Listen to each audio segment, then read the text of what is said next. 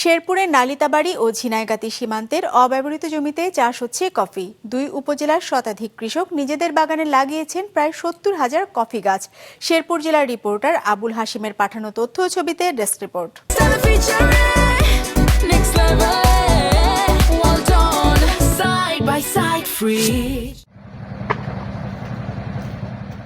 পাহাড়ি এলাকার মাটির আর্দ্রতা ও উর্বর শক্তি কফি চাষের উপযোগী। শেরপুরের নালিতাবাড়ী ও ঝিনাইগাতি উপজেলা সহ ময়মনসিংহের হালুয়াঘাট উপজেলার সীমান্তবর্তী ৭টি গ্রামে কফির এই বাগান ছড়িয়ে রয়েছে। সীমান্তের গ্রামগুলোতে কফি চাষের মূল উদ্যোক্তা নালিতাবাড়ীর কৃষিবিদ সাজ্জাদ হোসেন। ২০২১ সালের একটি বেসরকারি প্রতিষ্ঠানে কৃষি কর্মকর্তা হিসেবে বান্দরবনে দায়িত্ব পালনের সময় কফি চাষ দেখেই নিজে কফি চাষে আগ্রহী হন।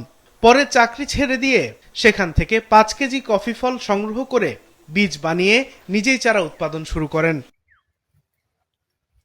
কৃষিবিদ সাজ্জাদ হোসেন জানিয়েছেন, নভেম্বর মাসে চারা উৎপাদনের জন্য প্রস্তুত করতে হয় জমি।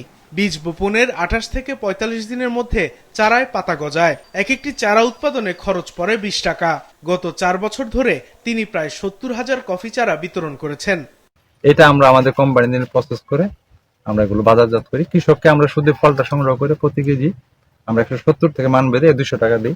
এবং আপনারা দেখতেছেন একটা গাছে গড়ে ৫ কেজি ফল হওয়ার কথা, কিন্তু আমরা একটা গাছ থেকে আমাদের সেকেন্ড হারভেস্ট আসতে ২ কেজি হয়ে গেছে। মানে আমি দেখতেছি যে প্রায় ৮ থেকে ৯ কেজি, কোনো কোনো গাছে ১০ কেজি ফলন হতে পারে।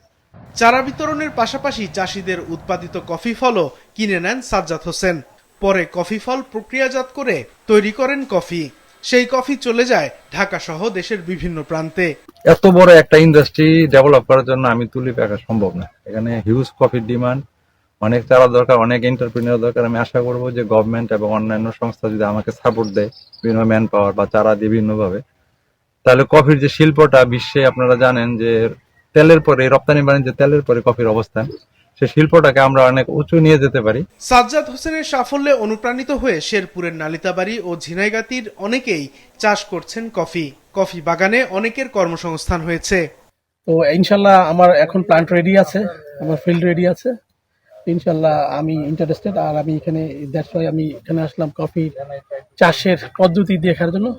তুলিপ এগ্রো কাছ থেকে আমি বিনামূল্যে কফির চারা নিয়েছি এবং আমার জায়গায় যে ব্যবহৃত জায়গাগুলো আম বাগানে আমি কফিগুলো লাগাইছি, ওইখানেই আমার বাড়তি কোনো জায়গার প্রয়োজন হয় নাই। ঢাকায় এক কফি প্রদর্শনীতে সাজ্জাদ হোসেনের পরিচয় হয় নেদারল্যান্ডের এক কফি বিশেষজ্ঞ কর্নেলিস করের সঙ্গে। পরে কফি বাগান পরিদর্শন করেন তিনি। বাংলাদেশের কফির মান খুবই ভালো, তবে একে আরো উন্নত পর্যায়ে নিয়ে যাওয়া যাবে। এর জন্য প্রয়োজন কৃষকদের প্রশিক্ষণ ও গবেষণা। কৃষি বিভাগের হিসেবে দেশের দিনে প্রায় ১,০০০ কেজির কফির চাহিদা রয়েছে, যার বেশিরভাগই আমদানি করতে হয়।